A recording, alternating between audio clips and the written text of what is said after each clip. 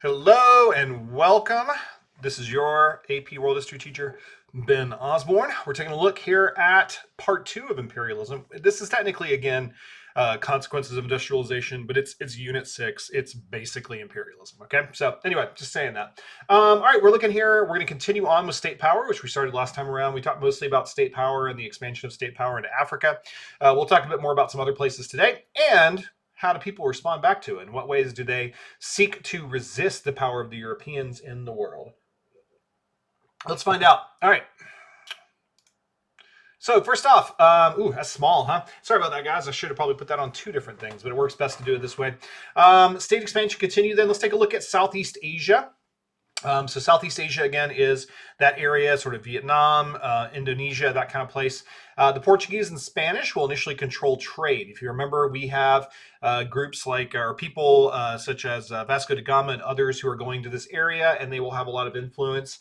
But eventually the English and the Dutch will replace them. Remember, the Japanese only allowed the Dutch to trade to them. That's not in Southeast Asia, but to get there, they had to go through Southeast Asia to do that. The Dutch will control the area through a company that's very similar to the British East India Company, which is called the Dutch East India Company. It is abbreviated VOC because of Dutch. It's like Verenigden Overzeeën Company or something. I don't know. I don't speak Dutch. But you'll see VOC used for it quite often.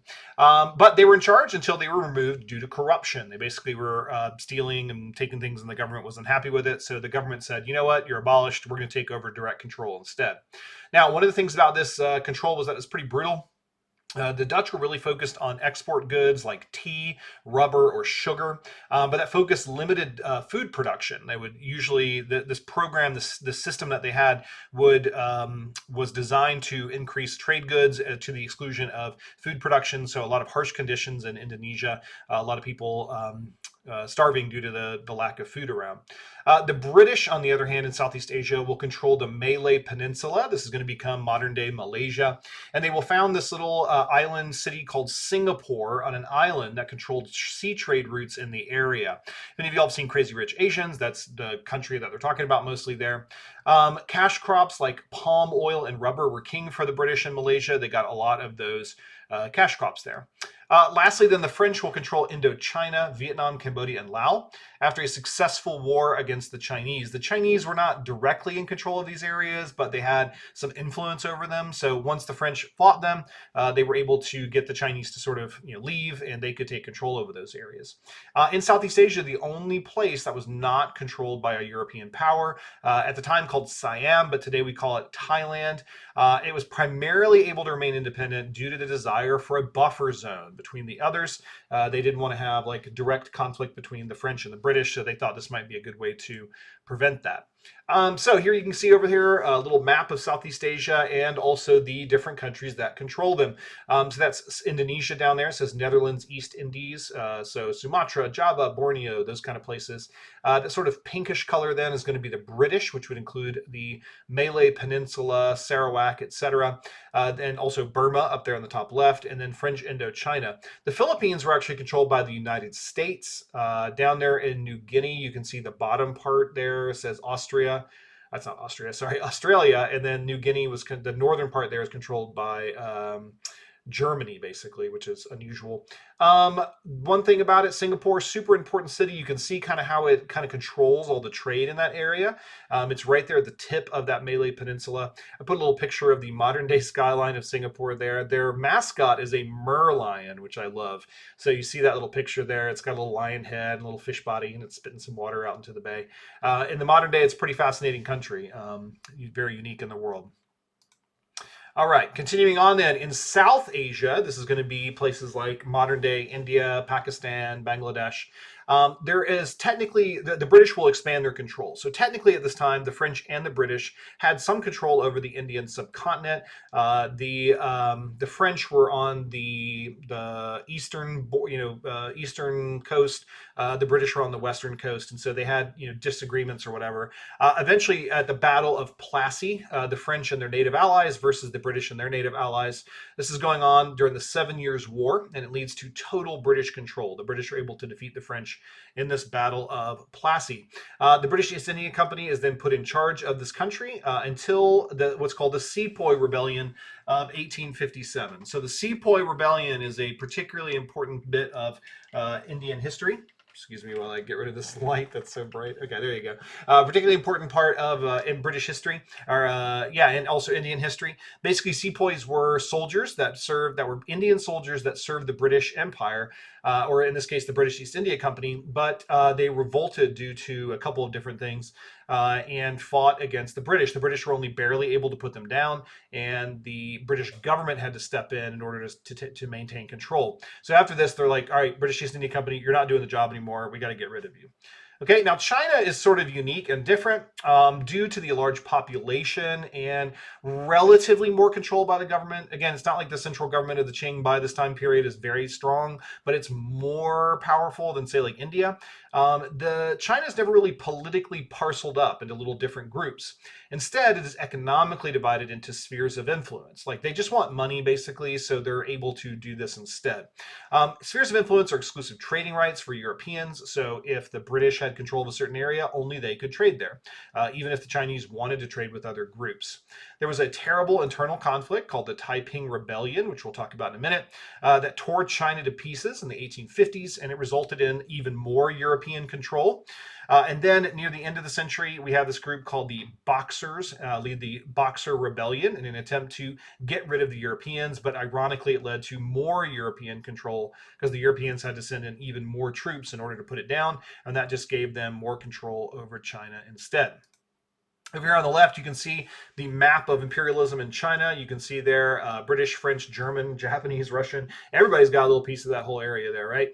So you can see a couple of different things that are going on there. So like, let's say, for example, in the south there, you see the green.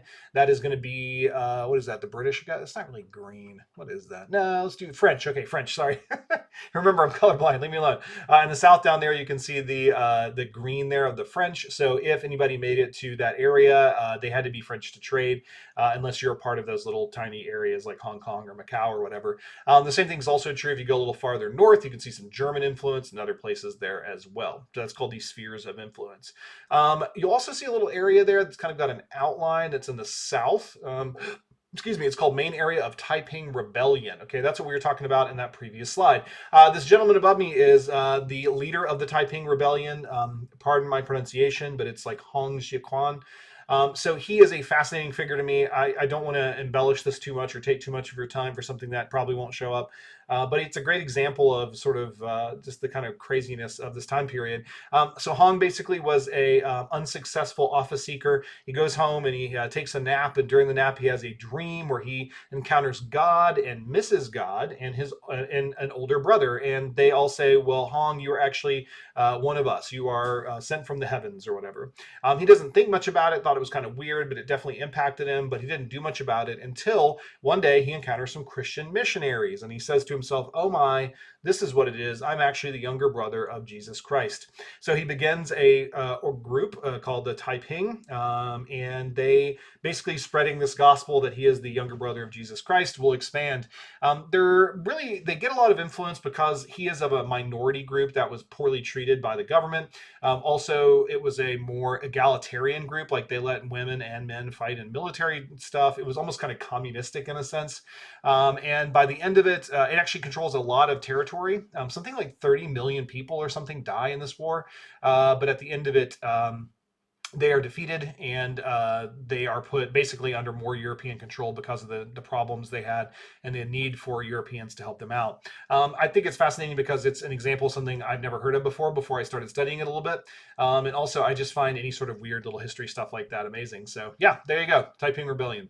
Look it up. It's kind of interesting. It hasn't really had a lot of writing about it because it's a Chinese thing only, but it has a lot of influence on America. Like, for example, a lot of the Chinese that moved to America early on move after the wake of this whole thing because China was so devastated they were looking for new opportunities instead. All right, let's take a look at some other places then. We got Australia, was settled by the British as a penal colony, essentially a prison. You probably don't want to mention that when you meet Australians, though. They really hate that. But prisoners were exported there instead of being put in prison. Eventually, wool and mining were developed. Also, New Zealand was settled but a powerful native group known as the Maori will resist until this thing called the Treaty of Waitangi, where basically they will sort of agree to divide the country a bit, but it's not really very well respected by the British as usual. The U.S. was not immune to imperialism either. We expanded into Indian lands, which forced Indians onto the Trail of Tears. Eventually, we dominate the Plains Indians as well. This is called Manifest Destiny, which said that the U.S. should control the west of the United States.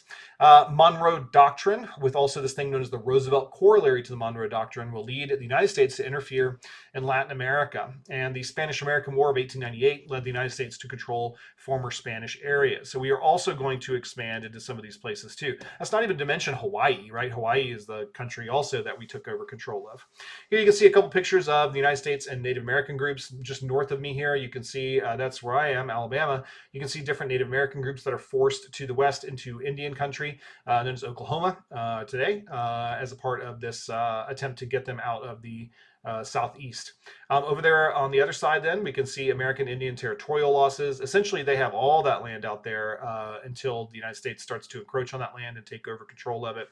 So lots of examples of conflicts there, Wounded Knee, Little Bighorn, etc. Military victories over the Sioux Indians and other Plains Indians groups until they are basically forced onto reservations. You can see those reservations then with the green colors up there.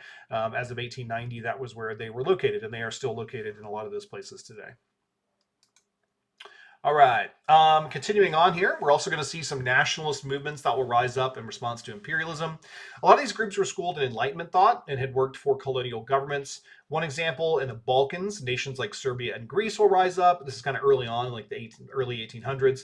They'll rise up against the Ottomans. By the 1880s, most of the Balkans were independent. In the Americas, the Indians of the United States of America fought losing battles against the government. This is what we were just talking about a second ago. So this is how they're responding to it. In addition to the Trail of Tears, the ghost dance was crushed among the Plains Indians. So this is a good example of what happens a lot of times when groups are unable to fight against a more powerful group. They are instead going to turn towards mysticism or spirituality. So in this case, the ghost dance was a spiritual belief that if all the Plains Indians joined together in a ritualistic, prayerful dance, that the great gods would come back and they would get rid of all the white people and bring all the buffalo out, or bring them back, I should say. So this is a good example of what happens when you're sort of desperate. We will see something very similar in Africa in just a minute when we talk about it.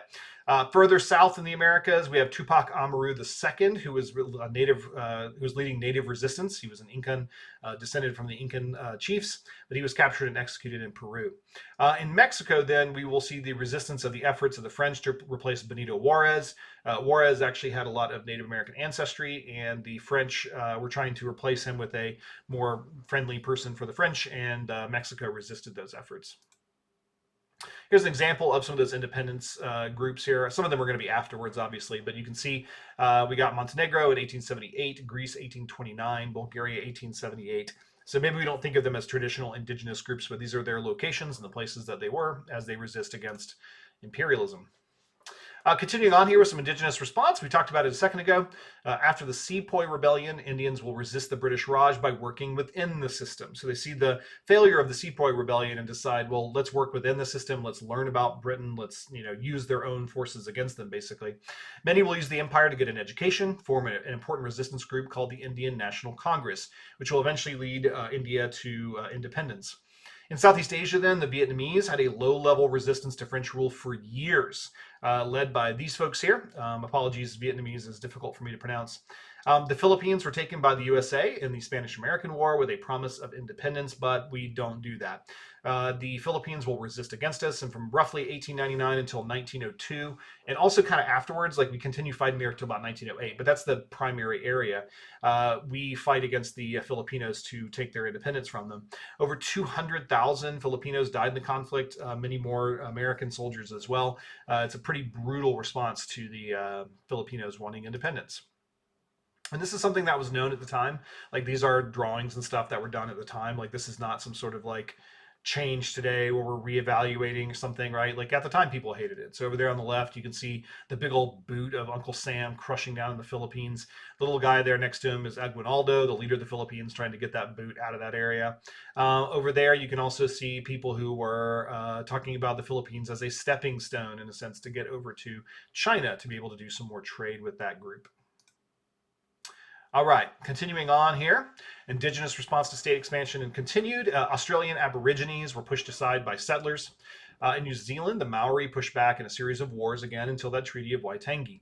African resistance comes a bit later due to a later European colonization. So after World War I, this whole resistance will come into a continent-wide movement known as Pan-Africanism. That's a little bit past our time period, but still. However, before that, then, before 1900, in this time period, we will see a number of different groups try to resist. In West Africa, the Sokoto Caliphate will rise and fight against the British. Similarly, Samori Toure will fight against the French to a standstill while creating his empire. He is ultimately defeated, but definitely resists for quite a long period of time. We also have a woman here named Ya Asantewa, who is going to be the leader of the Ashanti people, and she will fight the British in something known as the War of the Golden Stool. Stool here being like kind of like a throne, basically. And in South Africa, we have another example of that sort of spiritual resistance. The Xhosa are unable to stop the British. And so there is a spiritual leader that comes among them that says if they sacrifice their cattle to their gods, those gods will come back and get rid of the white people. So we have this thing called the Xhosa cattle killing movement, where they essentially kill all of their own cattle, all their own animals, in order to expel the British through supernatural means. Obviously, it does not work. All right, just a couple pictures here for us, and we'll end it. Over there on the left, you can see it was about 1880 before the entire continent had been divided up by the Europeans. But you can see over there that first arrow. See if you can see this kind of right here. That first arrow then is going to be Samori Toure. That is his empire right there. We also have this little area here, which is the Ashanti Empire for the War of the Golden Stool. And then that is the Sokoto Caliphate right up there as well. Okay. Over here, we have an image from the time period of the Xhosa cattle killing movement. And this woman here next to me, she is the prophet. Again, don't know how to pronounce this, Nonkuwuse. She is the prophet of this group who decides that if they kill all their cattle, that will get rid of all the Europeans. But again, it does not work.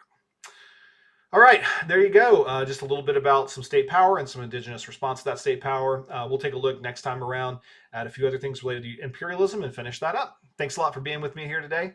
Y'all take care. Bye-bye.